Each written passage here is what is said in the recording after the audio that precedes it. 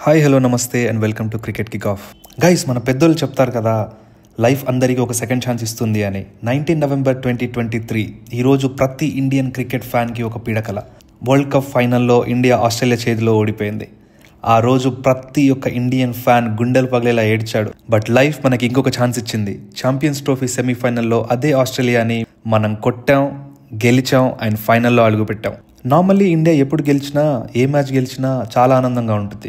But ICC లాంటి టోర్నమెంట్లలో, అది కూడా నాకౌట్ మ్యాచ్లో ఆస్ట్రేలియాని కొట్టి గెలిచే గెలుపు ఈజ్ వెరీ వెరీ స్పెషల్. ఈ మ్యాచ్ కంటే ముందు ప్రతి పాకిస్తాన్ ఫ్యాన్ అండ్ పాకిస్తానీ మాజీ ప్లేయర్స్ ఆస్ట్రేలియాకి సపోర్ట్ చేస్తుండే. బట్ ఇప్పుడు ఒక ఫన్నీ థింగ్ ఏంటి అని అంటే, పాకిస్తాన్ ఫైనల్లో లేదు అండ్ ఫైనల్ పాకిస్తాన్లో లేదు.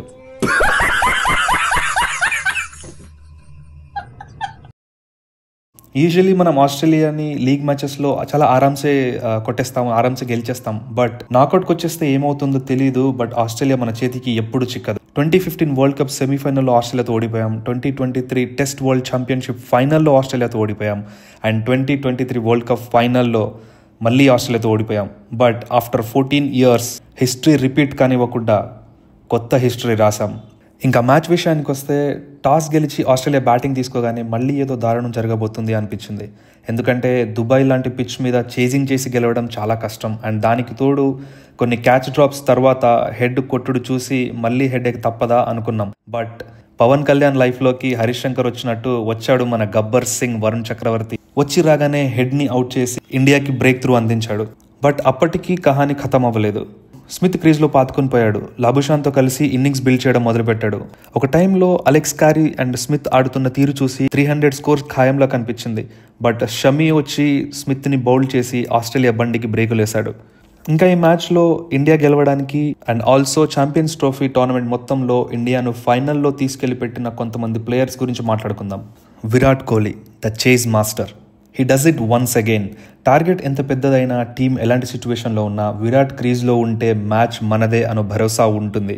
అలా భరోసా ఉండి చూసిన మ్యాచ్లు ఎన్నో, అతను గెలిపించిన మ్యాచ్లు ఇంకెన్నో.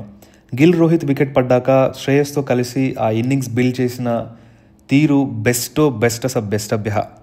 అలాంటి ట్రిక్కీ పిచ్ మీద పెద్ద షాట్స్కి వెళ్లకుండా చాలా ఓపికతో ఆడాడు విరాట్.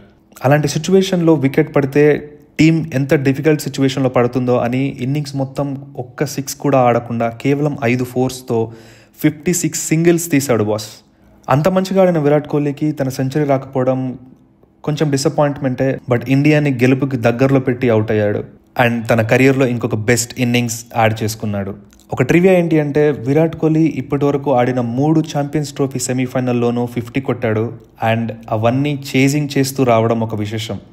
అందుకే కదా విరాట్ కోహ్లీని ద చేజ్ మాస్టర్ అని పిలిచేది. అండ్ ఇండియా చేజ్ చేస్తున్నా ఆర్ టోటల్ సెట్ చేస్తున్నా ఆ రన్ రేట్ ప్రెషర్ అనేది ఎప్పుడు రాకుండా చేసే ఆ ఒక్క ప్లేయర్ శ్రేయస్ అయ్యర్. ఎందుకంటే మీరు వేరే టీమ్స్ చూసుకుంటే క్విక్ వికెట్స్ పడగానే ఇండియా ఆడే విధానం అండ్ వేరే అన్ని టీమ్స్ ఆడే విధానం చాలా డిఫరెన్స్ ఉంటుంది. వేరే టీమ్స్ అన్ని ఇలాంటి సిచ్యువేషన్లో చాలా స్లోగా ఆడుతూ కనిపిస్తారు అండ్ ప్రెషర్ మొత్తం మీదేసుకొని ఆడతారు. బట్ శ్రేయస్ అయ్యర్ ఆచితూచి ఆడుతూనే లూజ్ బాల్స్ వస్తే వాటిని పనిష్ చేస్తూ బౌండరీలు కొడుతూ రన్ రేట్ అఫెక్ట్ అవ్వకుండా ఆడతాడు. He has a great game man. స్పిన్నర్స్ని చాలా బాగా ఆడతాడు, పేస్ని చాలా బాగా ఆడతాడు అండ్ సింగిల్స్ తీస్తాడు, డబుల్స్ తీస్తాడు అండ్ బౌండరీస్ కూడా కొడతాడు.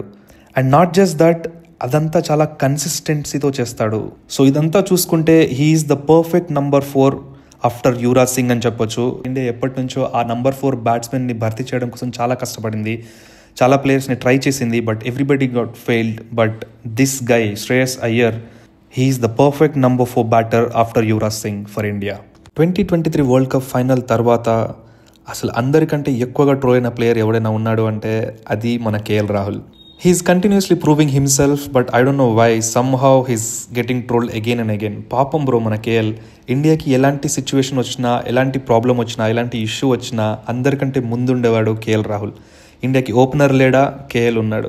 వికెట్ కీపర్ లేడా, కేఎల్ ఆడతాడు. మిడిల్ ఆర్డర్ లేడా, కేఎల్ ఆడతాడు. He's always ready to do anything and contribute to the team. But ఏదైతే రోల్ తనకిచ్చారో ఛాంపియన్స్ ట్రోఫీలో, it is very very difficult. Old బాల్తో ఆడాలి అండ్ నంబర్ 6లో బ్యాటింగ్ చేయడం చాలా కష్టం. ఆ పొజిషన్లో యూజువల్లీ హార్దిక్ పాండ్యా లాంటి ఫినిషరో లేకపోతే ఎంఎస్ ధోని లాంటి ఫినిషర్ వస్తారు. But KL is not mentalize that way. If you see ఓడిఐస్లో డిఫికల్ట్ పొజిషన్ ఉన్న 6-7లో బ్యాటింగ్ చేయడం అండ్ బార్డర్ గవాస్కర్ ట్రోఫీ లాంటి టెస్ట్ మ్యాచ్లో రెడ్ బాల్తో జరిగే మ్యాచ్లో ఓపెనింగ్ చేయడం అనేది కంప్లీట్లీ డిఫరెంట్. నువ్వు ఓడిఐస్లో పాత బాల్తో ఆడుతున్నావు అండ్ టెస్ట్ మ్యాచెస్లో కొత్త బాల్తో ఆడుతున్నావు. 2 డిఫరెంట్ గేమ్స్ అవి. వాటి కోసం ప్రిపేర్ అవ్వడం అనేది అంత ఈజీ థింగ్ కాదు. అయినా కానీ he always does that thing. So దానికోసం కేఎల్ని ఎంత మెచ్చుకున్నా తక్కువే. కుదోస్ టు కేఎల్ రాహుల్. ఆ ట్రోలింగ్స్ అన్నిటికీ హీ ఆన్సర్ టుడే. 6 కొట్టి మ్యాచ్ ఫినిష్ చేశాడు. ఎస్, అంత డిఫికల్ట్ సిచ్యువేషన్లో ఏం రాలేదు, బట్ స్టిల్ తన వికెట్ పడి ఉంటే కొంచెం థింగ్స్ చేంజ్ అయ్యేవి అండ్ కొంచెం ఇండియా మీద ప్రెషర్ వచ్చుండేది definitely. But KL stood till last and finished it off in style. ఇంకా ఇండియాకి మెయిన్ 2 పిల్లర్లు ఉన్నాయి. ఆ పిల్లర్ల గురించి మాట్లాడుకుందాము. ద గుజ్జు బాయ్స్ అక్షర్ పటేల్ అండ్ హార్దిక్ పాండ్యా. వీళ్ళిద్దరి గురించి ఎంత చెప్పినా తక్కువే బాస్. బౌలింగ్, బ్యాటింగ్, ఫీల్డింగ్ అసలు క్రేజీ బ్రో. వీళ్ళు ఎంత బాగా చేస్తారంటే ఇండియాకి అవసరమైన ప్రతిసారి బౌలింగ్లో కావచ్చు, బ్యాటింగ్లో కావచ్చు, ఫీల్డింగ్లో కావచ్చు అద్దరగొట్టే పర్ఫార్మెన్స్లు ఇస్తూ ఉంటారు. అక్షర్ పటేల్ విషయానికి వస్తే పవర్ ప్లేలో బౌలింగ్ చేస్తాడు అండ్ టాప్ ఆర్డర్ ఫెయిల్ అయిన ప్రతిసారి తను బ్యాటింగ్కి వచ్చి మంచి పార్ట్నర్షిప్స్ ఇచ్చి ఇన్నింగ్స్ బిల్డ్ చేస్తాడు. టెరిఫిక్ ఫీల్డింగ్ చేస్తాడు. ఇంకేం కావాలి బాస్ ఒక ప్లేయర్ దగ్గర నుంచి. ఈరోజు మ్యాచ్లో తను మ్యాక్స్వెల్ వికెట్ తీయకపోయి ఉంటే స్కోర్ ఇంకా పెరిగేది ఉండేదేమో, who knows. But Akshar clean bowl చేశాడు. అండ్ హార్దిక్ పాండ్యా విషయానికి వస్తే తన గురించి కూడా ఎంత చెప్పినా తక్కువే. He's a unsung hero. ఎప్పుడు ఐసీసీ టోర్నమెంట్లలో చాలా బాగా పర్ఫామ్ చేస్తాడు, బట్ తనకి ఎప్పుడు రికగ్నేషన్ రాదు.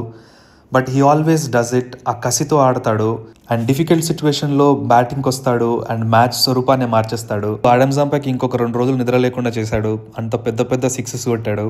కుదోస్ to both of them. They are definitely making a difference. And India ఫైనల్లో ఉండడానికి they are one of the major reasons for sure. ఇంకా బౌలింగ్ విషయానికి వస్తే యాజ్ యూజువల్ వరుణ్ గురించి, షమి గురించి ఆల్రెడీ మాట్లాడుకున్నాం. Varun he's the Trump card. Shami కూడా మళ్ళీ ఫామ్లోకి వచ్చాడు అండ్ ఈ మ్యాచ్లో ఇద్దరు చాలా అద్భుతంగా బౌలింగ్ చేశారు. ఓవరాల్ ఇండియా అందరి ప్లేయర్స్ కాంట్రిబ్యూషన్స్తో మ్యాచ్ గెలిచి కప్కి ఇంకొక అడుగు దూరంలో ఉంది. Let's not jinx anything. Let's just hope for the best. మళ్ళీ సండే పొద్దున్నే కలుద్దాం. Thank you so much for watching. అంటే ఇండియన్ ప్లేయర్స్లో ఇండియా ఫైనల్కి వెళ్ళడానికి who is the difference maker అని మీకు అనిపించిన ప్లేయర్ పేరు కమెంట్ చేయండి, లైక్ చేయండి, షేర్ చేయండి, సబ్స్క్రైబ్ చేయండి. Thank you so much for watching again and signing off.